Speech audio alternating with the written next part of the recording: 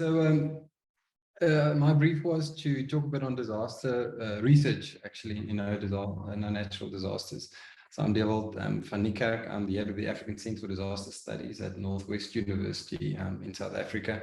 I'm also the editor of a journal called JAMBA, Journal of Disaster Risk Studies, which I'll talk about a bit later on. So when I was asked to talk about the research component, the first thing that came to mind, and I think we touched upon this through various presentations today already, is what's the purpose of the no natural disaster agenda? And the first thing that came to mind in my environment certainly was that we want people to think differently about disaster and risk. We want them not necessarily to change their beliefs, but more to kind of change their mind and their thinking about phenomenon that we sit with. And I think also to help people to better understand and translate what a focus on a disaster not being natural means into impact, whether that's in practice or whether that's in research. So what I want to do is I want to tell a few stories, and I'm going to try and keep this definitely as brief as possible. And the first one is around the National Disaster Management Act of South Africa and our policy framework. Now, this act and policy came out of a history of civil defense and civil protection. And when we moved into democracy in 1994, there was a realization that we need a paradigm shift, as it was called. And this paradigm shift was to move away from this reactive focus more to a proactive focus. And it took some time. The process started in 1996. The legislation was only promulgated in 2002, but it was only in recent years, and I would say in the last 7 to 10 years, that the talk around disaster risk management and disaster risk reduction has actually found its way into practice. So it's a long process, and the argument is still going on. I've been very unpopular with many practitioners in driving this agenda, but along the way, they also understood and they started to change. So this as an example, it's not easy to change people's minds if they are settled in a way to think about a phenomenon. And no natural disasters, I think, was also one way to engage people in an interesting discussion around this kind of focus that we moved away. And it was not only in South Africa, but it was certainly also within other countries. We saw this happening. Some examples I can just pull from our region. We have the National Disaster Management Policy within Namibia that was promulgated in 2010. There's only 4 mentions of natural disaster within that policy. The Lesotho Strategic Resilience Framework of 2019 or 2018, similar, also 4 mentions of this term natural disasters. And interesting enough, the Malawi Resilience Framework only mentions natural disasters once, and that is in relation to SDG 13, which highlights natural disasters. So in this whole process, in developing policy and trying to change minds within government, I'll come to the research part in a second, it's been a constant enforcement of what we mean. Now, certainly I have never come across any person in practice, any disaster managers, as they would call themselves, anyone working in development, that I couldn't convince within a 5-minute discussion about not talking about natural disasters, because people are open for it, and especially in our environment. They do understand it, and they do connect with what we are saying. Politicians, on the other hand, depends on where they function, is kind of a different monster. And I'll show some examples in a while. But I've certainly found that through our engagement with practice, we could swing opinions. However, this kind of speak that we have is still a bit lacking. And the speak that I'm talking about is this reference away from just the disaster kind of speak, not only natural disasters, but then more towards risk and changing the perspective of disaster response to disaster risk management to disaster risk reduction.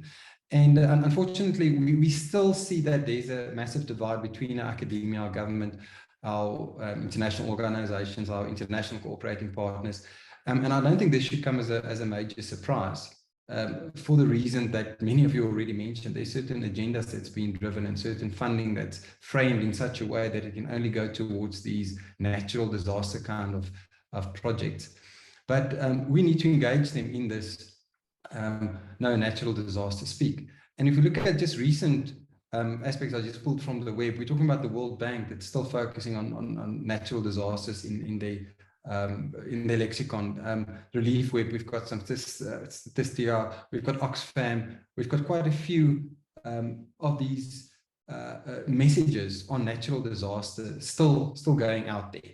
And like I said, I don't think it's something that hinders our process, but certainly it's something that we need to engage in.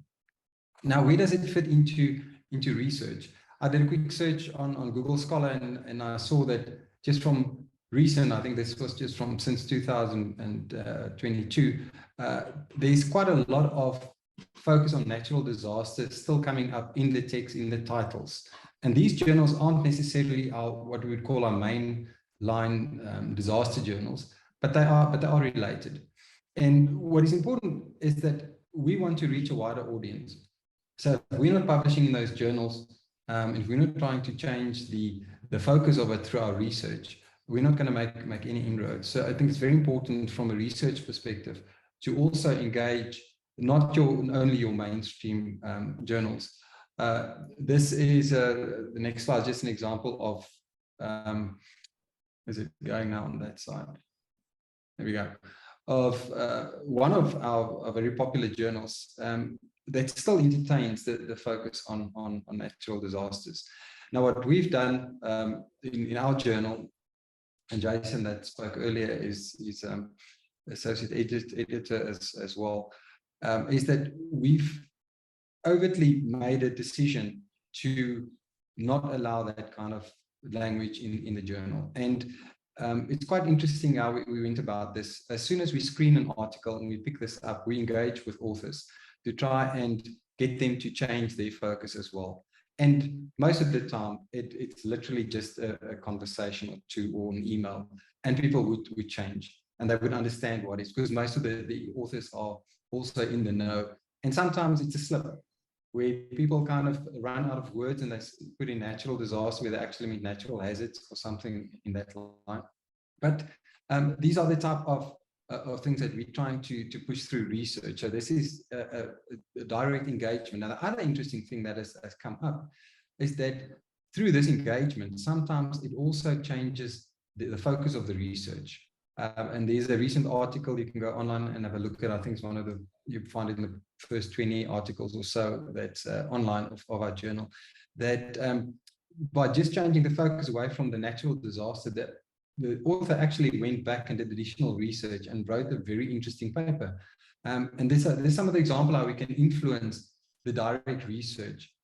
The other element is obviously to change. Once we start changing the focus in research, we then start to engage with new ideas and the new discovery. What we've been trying to do through the African Single Disaster Studies is look more towards the arguments around complexity and complex systems, which opens up avenues of discussion around resilience again, which I think is still a very useful term, which I'll hopefully touch on now. And it allows us to engage different disciplines or different sectors and then rope them into this whole discussion of that there's nothing like a natural disaster. And we've been very successful at doing this in the past as well. For instance, I saw Marcus Oxley in the audience there. So Marcus, this is a shout out to you and the work GNDR and the Views from the Frontline has been doing. That was in the Southern Africa, and I think in the African continent as a whole, a very important process that we followed in engaging people at the front line. And part of that whole discussion was to bring about this notion that we can do something about the situation we are in. Most of you know about the manifesto that followed a couple of years later, not on Views from the Frontline, but a lot of academics have stood together and said there's different ways that we need to be doing things. And then also the Accord as well. And I think someone else mentioned it earlier. If we look at those two documents, 70 of the signatories comes from what we tend to call the Global South. But this is not just where our focus and research ends. I think what's very important to us is to also access the mainstream media. We need to engage the popular communication around no natural disasters. And I recently had I won't say a run-in. Yes, I've got it, thanks. But there was a communication through media that our politicians believe that floods that had occurred in one of our provinces was natural, and they threw it out there as if they can do nothing about this. And I obviously responded with it, and I said, well, you're trying to just avoid responsibility.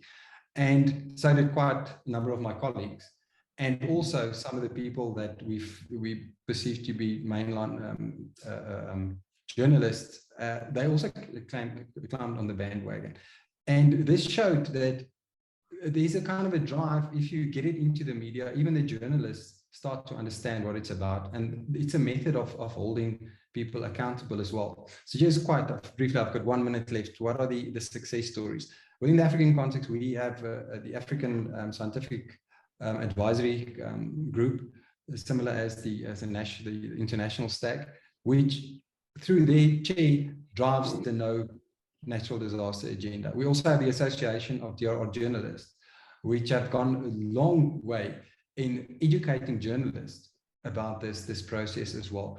I talked about our journal. We now bring out an 11 language edition where we're going to discuss this notion of disaster and hazard, but writing in the 11 languages of South Africa, and we obviously will have that translated into English.